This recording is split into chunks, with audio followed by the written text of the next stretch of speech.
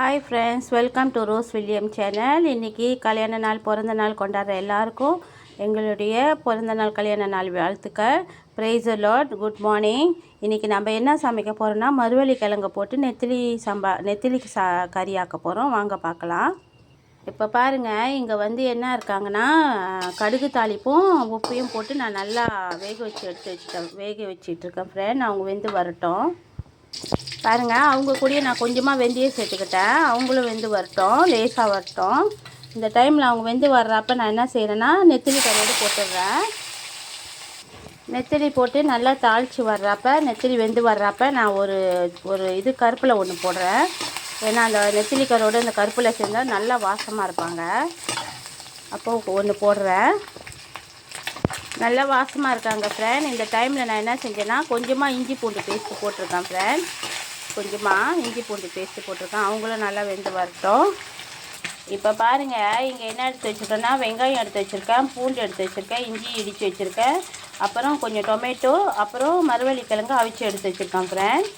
பாருங்கள், இவங்க நல்லா அந்த நெத்திலிலாம் நல்லா வெந்து வரலாம். அப்போ நான் என்ன செஞ்சேன்னா, இஞ்சி பூண்டு வெங்காயம் இவங்க மூணையும் ஒன்றா போட்டுட்டேன். அவங்க கூட ஒரு 2 டொமேட்டோ விழுந்துட்டாங்க, பரவாயில்ல இருக்கட்டும். அவங்களும் நல்லா வெந்து வரட்டும். எல்லாத்தையும் ஒன்றா போட்டுட்டேன். இப்போ இவங்க எல்லாம் நல்லா தாளித்து வரட்டும். இங்கே பாருங்கள், இவங்க கூட நான் கொஞ்சம் மஞ்சள் போட்டு நல்லா வதக்கி விட்டுக்கிறேன். இவங்க நல்லா வதக்கி வந்துட்டாங்க. வதங்கி இப்போ கொஞ்சம் மஞ்சள் போட்டு நான் நல்லா கொஞ்சம் நேரம் ஒரு 2 செகண்டுக்கு வதக்கி விட்டுக்கிறேன்.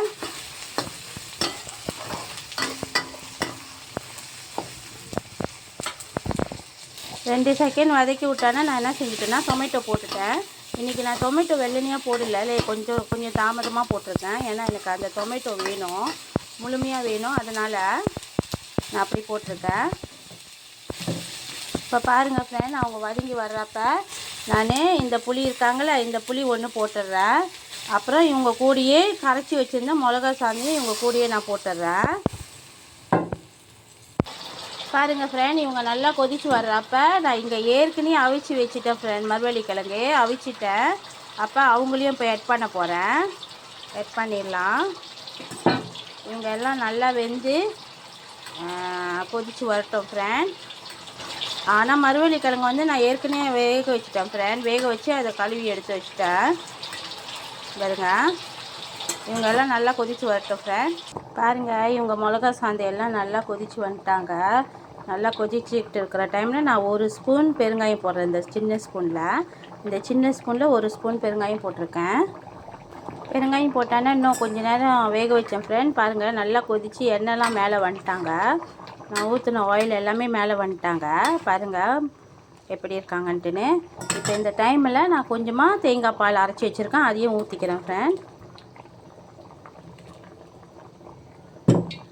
இவங்களையும் நான் போட்டேன், இவங்க கூட மிக்ஸ் ஆக்கிட்டேன். இப்போ இவங்க எல்லாம் நல்லா ரொம்ப கொதிக்க வேணாம், லேசாக கொதிச்சா போதும் ஃப்ரெண்ட். ஏன்னா நம்ம தேங்காய் பால் வந்து ரொம்ப கொதிச்சா நல்லா இருக்காது. லேசாக கொதிச்சா தான் நல்லாயிருக்கும். லேசாக அவங்க கொதி வந்தானே நான் காட்டுறேன். இதை பாருங்க, இவ்வளோ கொதி வந்தால் போதும். ரொம்ப வேக வைக்க வேணாம். தேங்காய் பால் ஊற்றி நம்ம இவ்வளோ கொதி வந்தானே நம்மளுக்கு போதும் ஃப்ரெண்ட். இந்த சேனல் உங்களுக்கு பிடிச்சிருந்துச்சுன்னா லைக் பண்ணுங்கள், ஷேர் பண்ணுங்கள், சப்ஸ்கிரைப் பண்ணுங்கள், மறக்காமல் பெல் பட்டனையும் அமுத்திடுங்க ஃப்ரெண்ட். ரொம்ப தேங்க்யூ ஃப்ரெண்ட்.